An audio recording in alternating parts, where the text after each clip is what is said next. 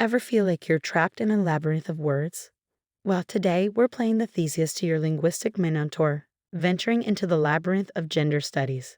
Buckle up, it's going to be an enlightening ride. Picture this. It's a sunny afternoon, you're at a social gathering, sipping on your drink, and someone asks, "Are you a feminist?" Now, if you're all for gender equality, your initial instinct might be to say yes. But wait, is that all there is to it? And what, pray tell, is the opposite of a feminist? That's our question of the day. What is the opposite of a feminist?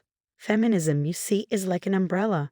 Under it are many different ideologies and theories, each emphasizing different aspects of gender equality. They might focus on legal rights, social rights, representation, the list goes on.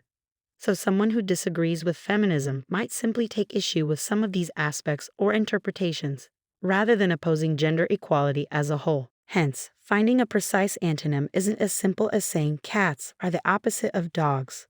There are those who'd argue that a traditionalist might be an antonym for feminist. You see, traditionalists often uphold the social roles and structures that some feminists argue are, well, not so feminist friendly. But it's worth mentioning that not all traditionalists are against gender equality. There's a diversity of views in every group. Now, consider the term anti-feminist. It's a term used to describe individuals who oppose feminism in some or all its forms. But remember, labels are like wrapping paper.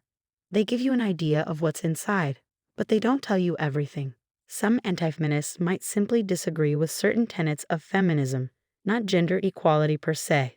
Moving on to another interesting group, the men's rights activists, or MRAs. They advocate for recognition of issues that disproportionately affect men and boys. But again, while some MRAs may oppose certain aspects of feminism, not all are inherently anti-feminist. Some argue for their cause from an egalitarian perspective.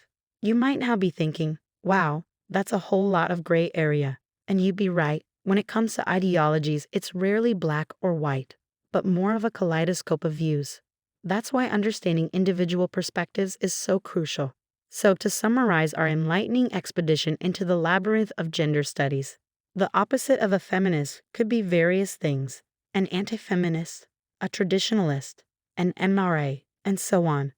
But remember, labels can be misleading. They might help us navigate conversations, but let's not forget to explore the nuances. Now that's all for today's linguistic adventure, folks.